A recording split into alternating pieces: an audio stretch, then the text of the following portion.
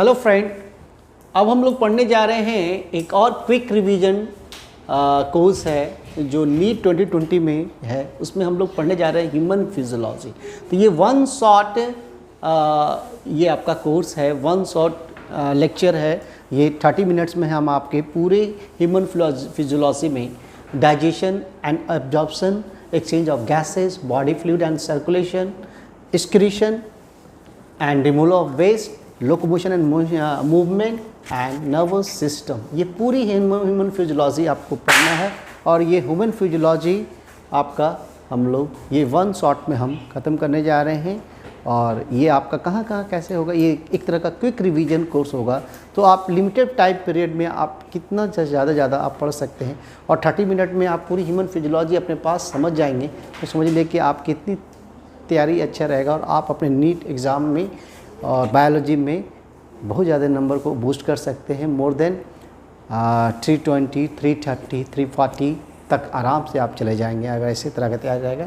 उसके बाद हम लोग क्या करेंगे, दूसरे सेक्शन में हम लोग करेंगे प्रॉब्लम फाइंडिंग कॉर्नर रहेगा, प्रॉब्लम फाइंडिंग सेक्शन रहेगा। कहाँ से क्वेश्चंस आते हैं, किस तरह के क्वेश्चन आए और कैसे हम लोग क्वेश्चन को प्रोसेस कर देंगे, तो वो सेकेंड सेगमेंट में रहेगा। फर्स्ट सेगमेंट में हम लोग पूरी ह्यूमन फिजियोलॉजी को हम लोग डिस्कस करेंगे।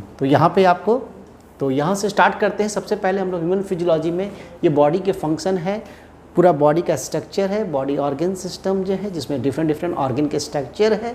इस ऑर्गन के स्ट्रक्चर के बारे में स्टार्ट करते हैं हम लोग, जैसे एनसीईआरटी में आपका दिया गया है उसी तरह से हम स्टार्ट करते हैं। सबसे पहले है digestion and absorption. So digestion absorption में क्या होता है, डाइजेशन एक तरह की प्रक्रिया है जिसमें कॉम्प्लेक्स फूड को सिंपल फूड में बदलते हैं। एब्जॉर्प्शन में जो फूड टूट जाते हैं उसको हम लोग सेल्स में एब्जॉर्ब कर लेते हैं, तो उसको एब्जॉर्प्शन बोलते हैं। तो ये पूरी एलिमेंट्री कैनाल होते हैं जिसमें हमारा डाइजेस्टिव सिस्टम होते हैं, जिसमें इस सिस्टम में एलिमेंट्री कैनाल जो mouth, pharynx, oesophagus, stomach, small intestine, large intestine and rectum और ओपनिंग, इंफीरियर ओपनिंग एनस में होते हैं। अब जैसे माउथ, जैसे ये पूरे माउथ में क्या होते हैं कि आपका सॉल्ट एंड वाटर क्या रहता है, माउथ में सॉल्ट एंड वाटर, और हेल्प करता है च्यूमिंग एंड स्वेलिंग, यानी कि फूड को क्या करता है, ये बोलस बना देता है। और क्योंकि माउथ और फेरिंग में वहाँ पे म्यूकस होने के कारण क्या करता है, वहाँ पे स्वेलिंग, ये बोलस फूड बनाता है क्योंकि सलाइवा सिक्रीट करता है। और यहाँ माउथ रीजन में सैलिवरी ग्लैंड्स होते हैं, 3 तरह के सैलिवरी ग्लैंड होते हैं, पैरोटिड,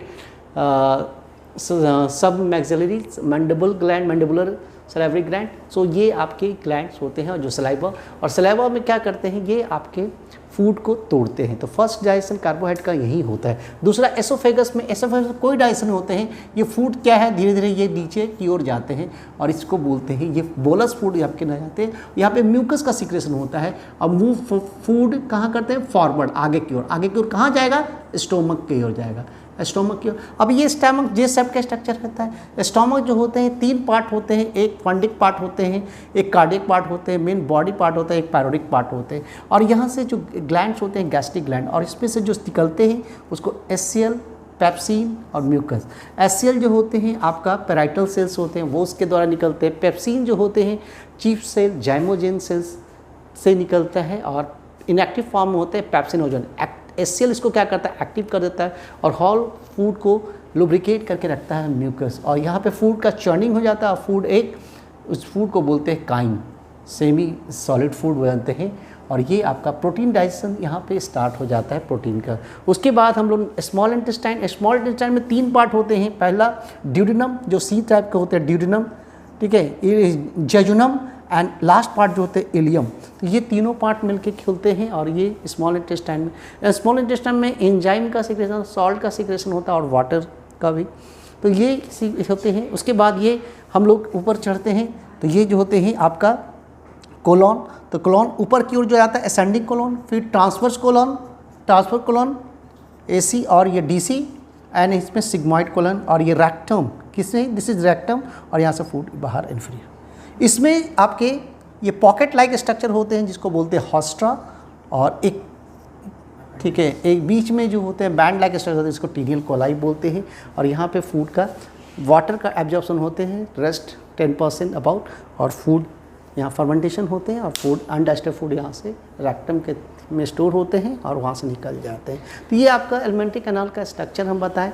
और क्या क्या होते हैं सब। उसके पहले आप लोग जाने थे जैसे माउथ में ये होते हैं आपका, माउथ में जो माउथ पार्ट होता है, टंग होते हैं, टंग अटैच होता है फ्रेनुलम से होते हैं, और टंग में पैपिला होते हैं, अलग अलग के पैपिला होते हैं, सर्कमवलेट पैपिला, फिलिफॉर्म, फंजीफॉर्म, फॉलिएट पैपिला होते हैं। टीथ डिफरेंट टाइप के टीथ भी पाए जाते हैं, तो हेट्रोडेंट टीथ आते हैं, डाइफ्यूडोंट ठीक होते हैं, और थिकोडेंट टाइप के टीथ होते हैं।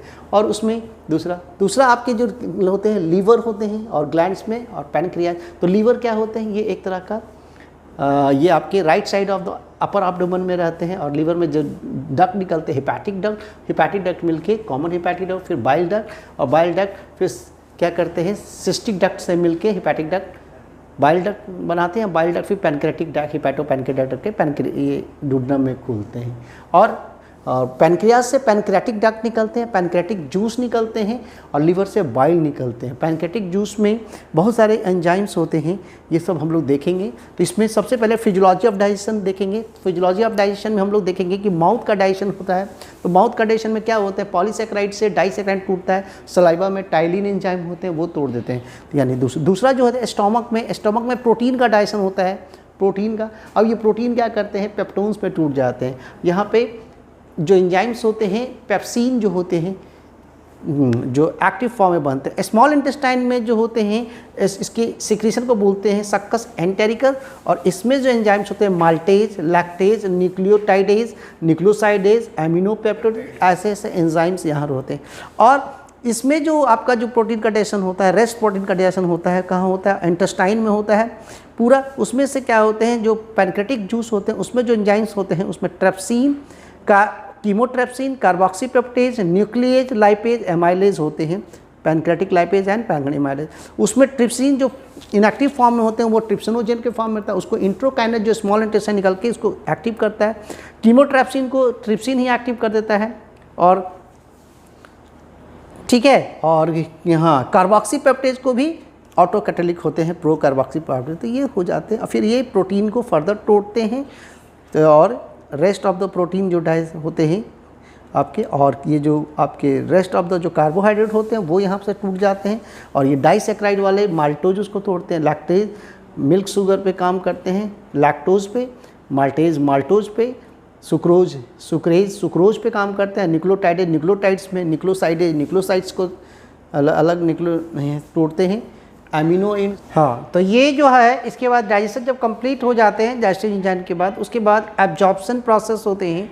एब्जॉर्प्शन में जैसे आपका ग्लूकोज और एमिनो एसिड एक्टिव ट्रांसपोर्ट के थ्रू, फ्रक्टोज फैसिलिटेटेड, और फैट जो होते हैं शुरू में फैटी एसिड मिसेस में टूटते हैं जिसको मिसेस बोलते हैं, और मिसेस फिर जाके सेल्स में एपिथेलियल सेल्स में काइलोमैक्रोन बना के फिर लैक्टियल के थ्रू ये आपका एब्जॉर्ब होते हैं। तो ये पूरा डाइजेशन एंड एब्जॉर्प्शन प्रोसेस हम लोग देख लिए। उसके बाद एक्सचेंज ऑफ गैसेस आता है, दूसरा टॉपिक जो है आपका एक्सचेंज ऑफ गैस। इसमें दोनों एरोबिक एंड एनारोबिक होते हैं, जो ऑक्सीजन और ऑक्सीजन के एब्सेंस में होते हैं। इसमें स्टेप ऑफ रेस्पिरेशन में जो होते हैं, पहला जो होते हैं ये पहला क्या हो रहा है कि पहला प्रोसेस जो होते हैं ventilation, first process ventilation, this second exchange, third transport, fourth again exchange होते हैं सिस्टमिक एक्सचेंज, और लास्ट में यूटिलाइजेशन ऑफ O2। इसमें जो स्टेप ऑफ रेस्पिरेशन जो होते हैं आपका, सबसे पहले जो एयर को नॉस्ट्रिल से नेजल चैम्बर, ट्रैकिया, और ट्रैकिया फिर bronchiole, terminal bronchiole, respiratory bronchiole, और फिर एल्वुलर सैक और एल्वुलाई में आता है, वहाँ पे गैसेस एक्सचेंज होते हैं। और ये प्रोसेस जो होते हैं इंस्पिरेशन और एक्सपिरेशन, इंस्पिरेशन में अंदर लेते हैं हम लोग, उसमें थोरेसिक केज एक्सपैंड करता है, डायफ्राम कॉन्ट्रैक्ट करता है, और एटमॉस्फेरिक प्रेशर ज़्यादा होने के कारण फिर क्या करता है अंदर आपके चले जाते हैं लंग्स में एयर। एक्सपिरेशन में जस्ट जो होता है रिलैक्स कंडीशन होता है डायफ्राम का, और डायफ्राम कम होने से क्या करते हैं उसमें एल्वुलर प्रेशर ज़्यादा होते हैं, और थोरेसिक केज कंप्रेस होने से क्या करते हैं लंग्स कंप्रेस्ड हो जाता है और उससे बाहर क्यों निकल जाते हैं। उसके बाद रेस्पिरेटरी वॉल्यूम में टीवी आते हैं, टाइडल वॉल्यूम 500 ml होते हैं, नॉर्मल इनहेलेशन और exhalation. IRV tidal beyond the tidal volume, maximum inhalation, maximum exhalation beyond the tidal volume, extra amount of air present in lungs, vital capacity IRV, EV plus TV, total lungs vital capacity plus ये आ जाते हैं आपके vital capacity plus RV हो जाते हैं। हाँ, and this is the exchange of gases में आपके होते हैं पल्मोनरी एक्सचेंज और सिस्टमिक, यानी कि जब लंग्स के बीच में होते हैं, एल्वुलाई के बीच में होते हैं पल्मोनरी, और सिस्टमिक एक्सचेंज जो होते हैं टिश्यू के बीच में होते हैं। तो ये एक्सचेंजेज होते हैं। दूसरा ट्रांसपोर्ट होते हैं, O2 का ट्रांसपोर्ट होते हैं, 3% डिजॉल्व फॉर्म में होते हैं, फिर 97% HbO2 बनते हैं। HbO2 जैसी आपका जब टिश्यू में पहुंचता है तो वहाँ पे CO2 का लेवल ज़्यादा होने से डीऑक्सीजनेशन हो जाता है, डिसोसिएशन हो जाता है। इसको बोलते हैं ऑक्सीजन डिसोसिएशन कर्व होते हैं, और ये सिग्मॉइड कर्व होते हैं, जिससे राइट साइड कर्व होते हैं तो डिसोसिएशन ज़्यादा होता है, लेफ्ट साइड कम होते हैं। कहीं कहीं डिसोसिएशन कर्व आपका फीटल कंडीशन में लेफ्ट साइड होते हैं हेमोग्लोबिन में, और मायोग्लोबिन के साथ इसका हाइपरबॉलिक कर्व बनता है जिसमें मोर डिसोसिएशन, लेस डिसोसिएशन होते हैं, ज़्यादा स्टेबल। तो उसी तरह CO2 का ट्रांसपोर्ट जो होते हैं 7% डिजॉल्व फॉर्म में, 23% कार्बोनोएमीन हेमोग्लोबिन, और 70% बाइकार्बोनेट जो CO2 प्लस H2O, जिससे बाइकार्बोनिक एसिड और H ion plus bicarbonate ion फिर क्या करता है आपका RBC से प्लाज्मा की ओर जाता है, और प्लाज्मा से क्लोराइड आयन निकलता है, उसको बोलते हैं क्लोराइड शिफ्ट, और ये उसको बोलते हैं हम्बर्गर फेनोमेना भी बोलते हैं, इसके कारण से ये होते हैं। उसके बाद बोर्ड शिफ्ट होता है, डायरेक्टली CO2 जो होते हैं आपके डायरेक्टली डिसोसिएशन में मदद करते हैं। हम्बर्गर में क्या करते हैं, स्ट्रॉन्ग एसिड के जैसा बिहेव करते हैं।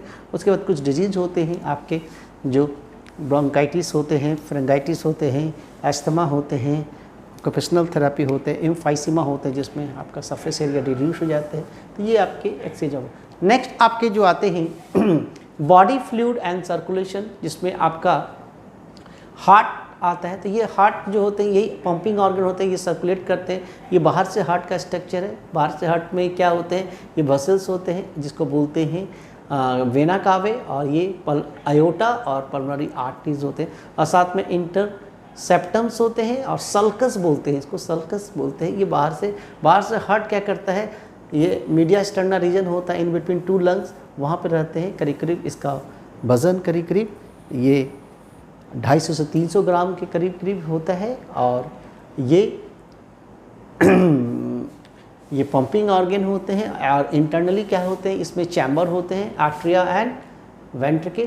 तो आर्ट्रिया 4 चैम्बर होते हैं, right atrium, left atrium, right ventricle, left ventricle, और इसमें जो इस भी दोनों आर्ट्रियम और वेंट्रिकल के बीच में वाल्व होता है, एवी वाल्व होते हैं, राइट एवी वाल्व और लेफ्ट एवी वाल्व होते हैं।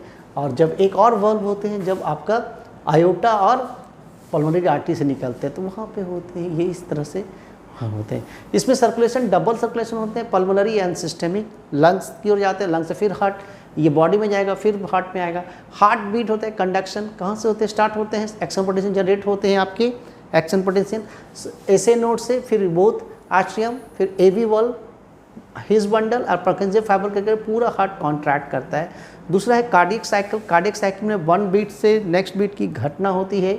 इस घटना में joint diastole, arterial systole, ventricle systole होते हैं। जॉइंट डायस्टोल में पूरा हार्ट रिलैक्स कंडीशन में होते हैं, चारों चैम्बर्स के रिलैक्स होते हैं। आर्टरियल सिस्टोल में कॉन्ट्रैक्शन होते हैं, ठीक है, यानी कि जॉइंट डायस्टोल के दौरान क्या करता है कि वेना कावे से और पल्मोनरी वेन से ये ब्लड आर्ट्रिया में इंटर करता है। आर्ट्रियल कॉन्ट्रैक्शन में क्या करते हैं, आर्ट्रियल कॉन्टैक्ट होता है, उस समय उसका प्रेशर ज़्यादा होता है और ब्लड वेंट्रिकल की ओर जाता है। वेंट्रिकल क्वेश्चन में वेंट्रिकल पुश करता है, जिसके कारण से एवी वाल्व बंद हो जाता है और बाहर की ओर निकलता है। उसके बाद वेंट्रिकल डायस्टल होते हैं, जिसमें आपका बाहर आपके आयोटा के थ्रू बाहर निकलते रहते हैं, और बैक फ्लो जब ब्लड का होता है तो एवी सुबिलुनर वाल्व क्लोज हो जाते हैं। उसमें एक फिर आते हैं आपके ईसीजी आपके जो एक तरह का ये हार्ट का एक तरह का ये है, जिसमें हम लोग क्या करते हैं कि ये जो है आपके इस तरह से वेव बनते हैं, इस तरह के वेव बनते हैं, इस तरह के वेव बनते हैं, ये इस तरह का बनता है, PQRST वेव बनते हैं। ये P होते हैं आर्ट्रियल डिपोलराइजेशन, QRS होते हैं वेंट्रिकुलर डिपोलराइजेशन, वेंट्रिकुलर कॉन्टैक्ट करता है। T वेव होते हैं वेंट्रिकुलर रिपोलराइजेशन। तो ये होते हैं, ये इसके डिस्टेंस गैप होते हैं, सेगमेंट इंटरवल होते हैं। P वेव QR और T वेव में एबनॉर्मल होते हैं, उसके कारण से अलग अलग इसमें अलग अलग डिजीज़ होते हैं। इसमें आपके मायोकार्डियल इन्फंक्शन होते हैं, अंजाइना पेक्टोरिस होते हैं, heart failure, heart attack, heart arrest होते हैं, ये सब डिजीज आप इसमें। नेक्स्ट आते हैं एक्सक्रीशन में नाइट्रोजनस होते हैं, ammonia, urea, uric acid. Ammonotelic animal होगा यूरिया, यूरियोटेलिक, यूरिकोटेलिक। उस ह्यूमन स्किलेटल सिस्टम में किडनी होते हैं, ये किडनी का स्ट्रक्चर होते हैं। किडनी बाहर से जो होते हैं बीन सेट स्ट्रक्चर होते हैं, मेसोडर्मल ओरिजिन होते हैं, ये आपके एब्डोमिनल रीजन में होते हैं, पेरिटोनियल रीजन में होते हैं, और इसके अंदर जो होते हैं कॉर्टेक्स और मेडुला में होते हैं। और इधर एक ट्रायंगुलर स्ट्रक्चर होता है जिसको पिरामिड बोलते हैं। पिरामिड कैलिक्स में खुलते हैं और कैलिक्स हाँ। उसके बाद आपका ये किडनी है। किडनी में दो तरह से होते हैं, फॉर्मेशन ऑफ यूरिया जो ऑरिथिन साइकिल के द्वारा होते हैं, दूसरा यूरिन। इसमें 3 प्रोसेस होते हैं, अल्ट्रा फिल्ट्रेशन और सेलेक्टिव रिड्यूशन एंड सिक्रीशन होते हैं, और इस कारण से यूरिन बनता है। और यूरिन जो बनता है, यूरिनिफेरस ट्यूब्यूल्स होते हैं, नेफ्रॉन्स होते हैं, और उसमें आपके बोमेंस कैप्सूल होते हैं जहाँ अल्ट्रा फिल्ट्रेशन होते हैं, फिल्टर्ड हो जाते हैं, यहाँ पे हाई प्रेशर पे होते हैं।